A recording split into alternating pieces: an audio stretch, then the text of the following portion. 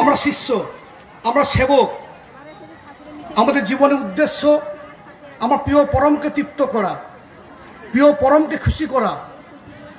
তাকে খুশি করতে গেলে, তাকে তৃপ্ত করতে গেলে আমার জানা নেই সেই পথটা। তাই পরম পূজ্যপাদ আচার্যদেব তিনি সর্বতভাবে তিনি আমাদেরকে তৃপ্তির পথে চলতে পারি সে পথ তিনি দেখাচ্ছেন। তাই তিনি যখন যেটা বলেন সেটা সহজভাবে যদি আমি মানতে পারি তাহলে আমি তার সত্য ছায়ার ভিতরে আছি। তিনি আদেশ করলেন, আমার কিন্তু পরে প্রশ্ন জাগলো।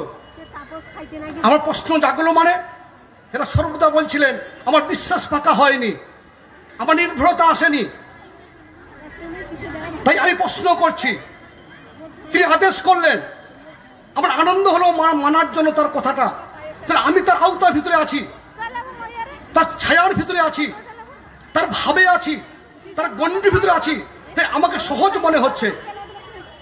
তাই আমাদের জীবনে সাধনা হচ্ছে যাতে আমরা আচার্যদেবের নির্দেশটাকে পরিপালন করতে পারি, তার আদেশটা পরিপালন করতে পারি। এইটা আমাদের সাধনা। আজকে মুস্তাফাপুরে আমরা অনেকে এসেছি, অনেক কথা আমরা শুনলাম, জানলাম। এই কথাগুলি আমরা অনুধাবন করব, সাধন ভজন করব, যাতে আমি আমার জীবনের সমস্ত শক্তি দিয়ে, বোধ দিয়ে, বিবেক দিয়ে আমি আবার আচার্যদেবের আমি নির্দেশটাকে যাতে পরিপালন করতে পারি। এটাই আমাদের জীবনের মুখ্য উদ্দেশ্য। ছোট্ট একটা ঘটনা বলে শেষ করবো, সময় অনেক কম। পরম দয়াল কাছে একজন পথভ্রান্ত পরিশ্রান্ত মানুষ এসছেন। তিনি পরম দয়ালকে বলছেন যে আমি সব হারিয়ে এসেছি, আমার বাঁচার কোনো পথ নাই, আপনি আমাকে দয়া করেন। আপনি দয়া না করলে মৃত্যু ছাড়া দ্বিতীয় কোনো পথ নাই। ঠাকুর আস্তে করে বললেন, দয়া করলেই হয়। এই কথা তাৎপর্য তিনি বুঝতে পারলেন না। কিছুক্ষণ পরে আবার উদ্বিগ্নের সহিত আবার বলছেন যে ঠাকুর আমার কথাটা আপনি শোনেন, আমি সব হারিয়ে আপনার কাছে এসেছি, আপনি আমাকে দয়া না করলে আমি বাঁচতে পারবো না। আবার ঠাকুর বললেন দয়া করলেই হয়। কিছুক্ষণ পরে শেষবারের মতন আবার বলার চেষ্টা করলেন তার সমস্ত আবেগ নিয়ে, বলে ঠাকুর আপনি আমার কথাটা শোনেন, আপনি আমাকে দয়া করুন। খুব প্রেসার দিয়ে বললেন।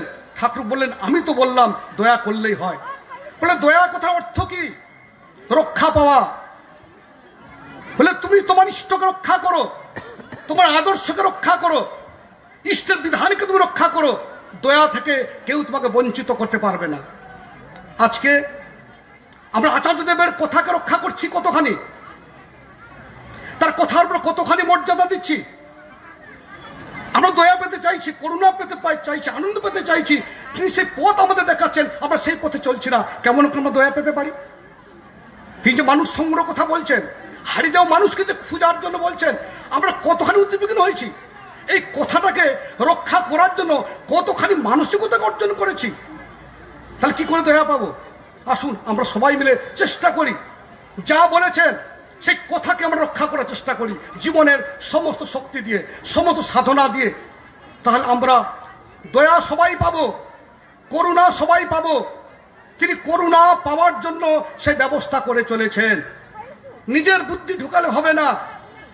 আমরা অনেকে এখানে আছি, নিজেকে বিচার করি যে আমার যোগ্যতা কতখানি, আমার পারগতা কতখানি, আমি কতটুকু করতে পারি। আমরা নিজেকে দেখছি, আমাকে দেখতে হবে, আমার প্রিয় পরমকে দেখতে হবে।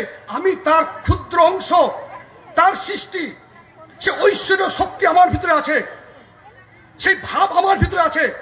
এই ভাবটাকে আমাকে বহিঃপ্রকাশ করতে হবে। আমি ক্ষুদ্র নয়, আমি পারি, অসম্ভবকে সম্ভব করতে পারি। কারণ আমার পরম দয়াল আছেন, আমার আচার্যদেব আছেন। আমি এখানে ক্ষুদ্র নই।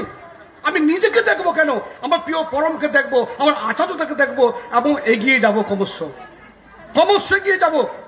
তাই সবাই মিলে সেই মানসিকতাকে অর্জন করে আমাদের চলতে হয়। ঠাকুরের বাণী আছে, শ্রদ্ধা ভক্তি উতাল চলায়, আচার্য কর প্রতিষ্ঠা, অস্খলিত হয়ে চলো তাতে রেখো নিষ্ঠা। যদি আচার্যকে প্রতিষ্ঠা করার সে প্রয়াস থাকে, আচার্যদেবের ইচ্ছা পূরণের করার সে প্রয়াস থাকে, সেই ভাব থাকে, সেই মানসিকতা থাকে, অসম্ভবকে তিনি সম্ভব করে দিবেন। যখন অসম্ভবকে সম্ভব আমার জীবনে হয়, তখন আমার বিশ্বাসটা পাকা হয়। সবাই মিলে আসুন, অন্তর উজাড় করে সমস্ত শক্তি নিয়ে তিনি যা বলেছেন বাড়ি বাড়ি গিয়ে প্রত্যেক মানুষকে যাতে ইষ্ট অনুপ্রাণিত করতে পারি, আমার পরিবারকে যাতে অনুপ্রাণিত করতে পারি। অনেকে আমরা পরিবারের সদস্য আছি, প্রত্যেকটা ব্যক্তি যদি তার পরিবারের দায়িত্ব নিয়ে নেন, তাহলে আগামী দিনে অসংখ্য পরিবার এই সৎসঙ্গ থেকে বিশাল আন্দোলন সৃষ্টি করবেন। আমরা অনেকে আছি পরিবারের সবার আমরা দায়িত্ব নিতে পারিনি। তো আগে আমার পরিবারের প্রত্যেক সদস্য ইষ্ট প্রাণ হতে পারে, এই চেষ্টা করতে হবে।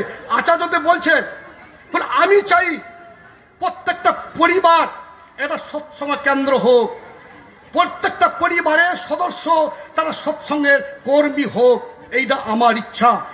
আমি এটা করেই ছাড়বো, তাই তিনি প্রয়াস নিয়েছেন। তাহলে প্রত্যেকটা পরিবার সৎসঙ্গ কেন্দ্র হয়ে উঠুক। আজকে আমরা কেন্দ্রে এখানে এসে আনন্দ পাচ্ছি, পরম দয়ালের আলাপ আলোচনা হচ্ছে, একটা কেন্দ্র। আমি পরিবারে আনন্দ পাচ্ছি না, পরিবারটাকে নিজের মতন করে রেখেছি। পরিবারটা যদি সৎসঙ্গ কেন্দ্র হয়ে যায়, অনাবিল আনন্দে উদ্ভাসিত হয়ে আমি চলতে থাকবো। আসুন আমরা প্রত্যেক মিলে এই দায়িত্ব বহন করে চলার চেষ্টা করি।